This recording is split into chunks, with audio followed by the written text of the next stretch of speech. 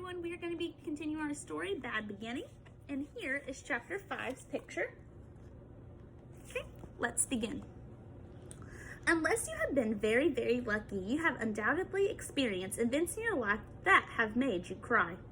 So unless you have been very, very lucky, you know that a good long session of weeping can often make you feel better, even if your circumstances have not changed one bit.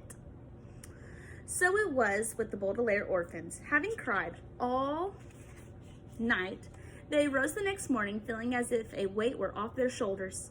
The three children knew, of course, that they were still in a terrible situation, but they thought they might do something to make it better. The morning's note from Count Olaf ordered them to chop firewood in the backyard. And as Violet and Klaus swung the axe down over each log to break it into smaller pieces, they discussed possible plans of action, while Sonny chewed meditatively on a small piece of wood. Clearly, Klaus said, fingering the ugly bruise on his face where Olaf had struck him, we cannot stay here any longer. I would rather take my chances on the streets than live in this terrible place. But who knows what misfortune would befall us on the streets, Violet pointed out. At least here we have a roof over our heads. I wish our parents' money could be used now, instead of when you come of age, Klaus said. Then we could buy a castle and live in it, with armed guards patrolling the outside to keep out Count Olaf and his troop. And I could have a large inventing studio, Violet said wistfully, and swung the axe down and split a log neatly in two, filled with gears and pulleys and wires and an elaborate computer system. And I could have a large library, Klaus said, as comfortable as Justice Strauss, but more enormous. Gibbo, Sonny shrieked, which appeared to mean, and I could have lots of things to bite. But in the meantime, Violet said, we have to do something about our predicament. Perhaps Justice Strauss could adopt us, Klaus said. She said we were always welcome in her home. But she meant for a visit, or to use her library, Violet pointed out. She didn't mean to live. Perhaps if we explained our situation to her, she would agree to adopt us, Klaus said hopefully. But when Violet looked at him, she saw that he knew it was of no use. Adoption is an enormous decision, and not likely to happen impulsively. I'm sure you, in your life, have occasionally wished to be raised by different people than the ones who are raising you, but knew in your heart that the chances of this were very slim. I think we should go to see Mr. Poe, Violet said. He told us when he dropped us here that we could contact him at the bank if we had any questions. We don't really have a question, Klaus said. We have a complaint. He was thinking of Mr. Poe walking towards them at Briny Beach with his terrible message.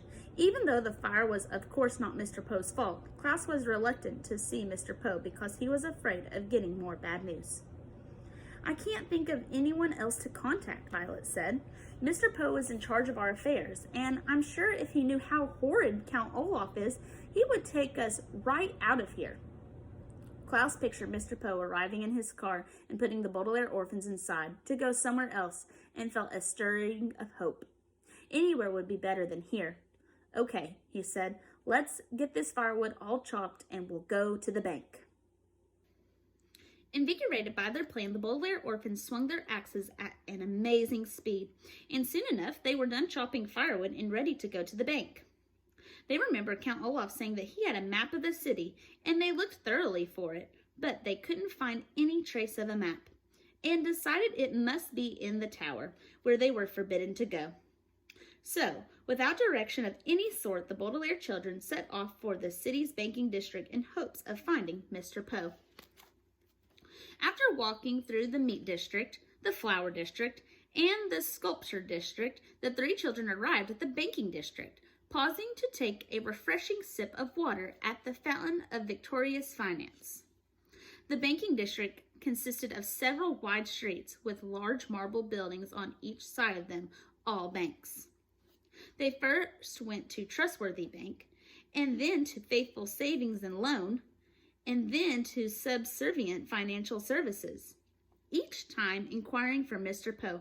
Finally, a receptionist at subservient said that she knew that Mr. Poe worked down the street at Multurary Money Management. The building was square and rather plain-looking. Though once inside, the three orphans were intimidated by the hustle and bustle of the people as they raced around the large, echoey room. Finally, they asked a uniformed guard whether they had arrived at the right place to speak to Mr. Poe, and he led them into a large office with many file cabinets and no windows. "Why, hello," said Mr. Poe in a puzzled tone of voice. He was sitting at a desk covered in typed papers that looked important and boring. Surrounding a small framed photo of his wife and his two beastly sons were 3 telephones with flashing lights. "Please, come in." "Thank you," said Klaus, shaking Mr. Poe's hand. The Baudelaire youngsters sat down in 3 large and comfortable chairs. Mr. Poe opened his mouth to speak, but had to cough into a handkerchief before he could begin. "I'm very busy today," he said, finally, "so I don't have too much time to chat.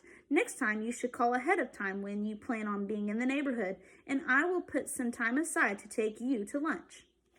"That would be very pleasant," Violet said, "and we're sorry we didn't contact you before we stopped by, but we find ourselves in an urgent situation."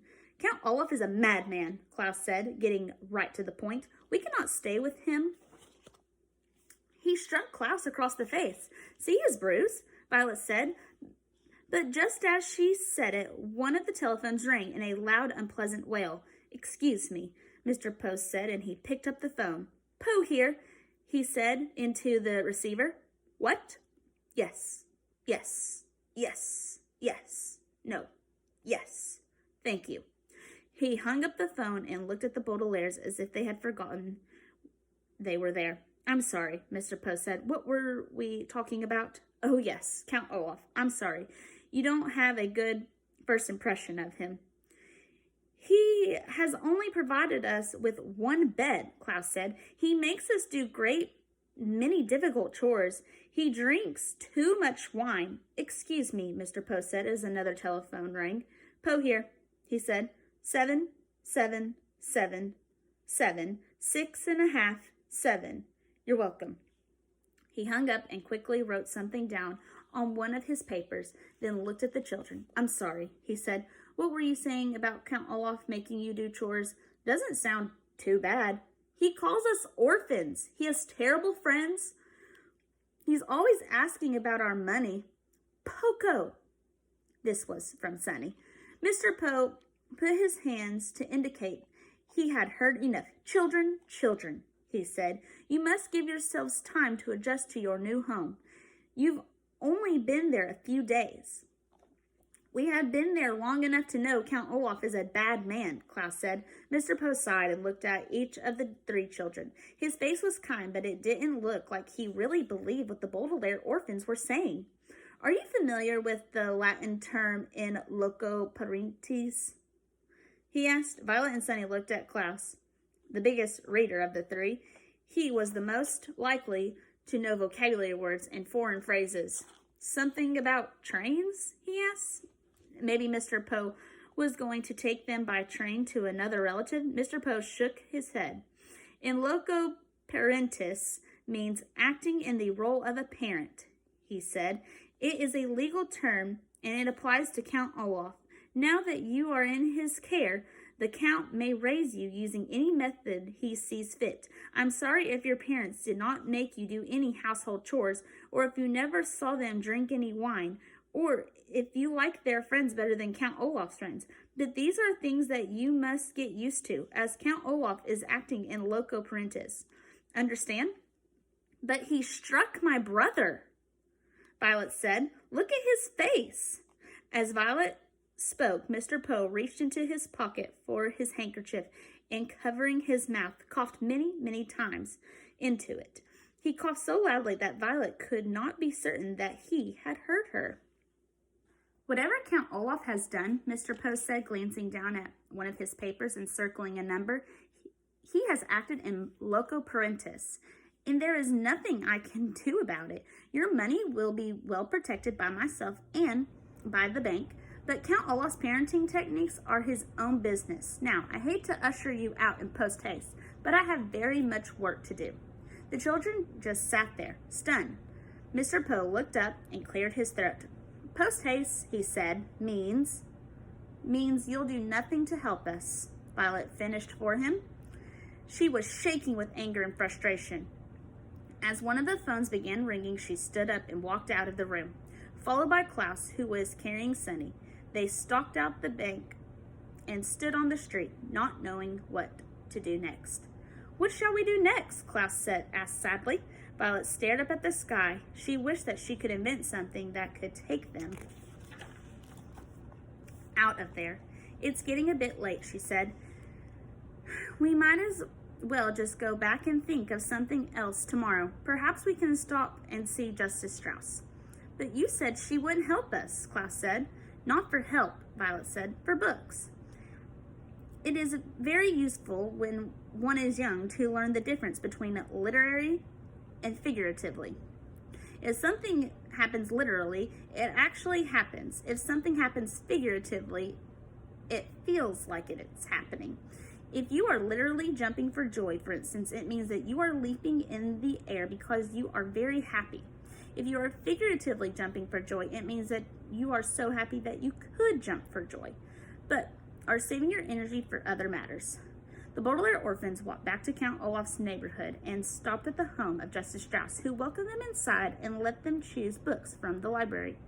Violet chose several books about mechanical inventions, Klaus chose several books about wolves, and Sunny found a book with many pictures of teeth inside. They went to their room and crowded together on the one bed, reading intently and happily. Figuratively, they escaped from Count Olaf and their miserable existence. They did not literally escape because they were still in the house and vulnerable to Olaf's evil and loco parentis ways. But immersing themselves in their favorite reading topics, they felt far away from their predicament, as if they had escaped. In the situation of the orphans, figuratively escaping was not enough, of course, but at the end of the tiring and hopeless day, it would have to do. Violet, Klaus, and Sunny read their books, and in the back of their minds hoped that soon their figuratively escape would eventually turn into a literal one. And that is the end of chapter 5. Thank you for listening.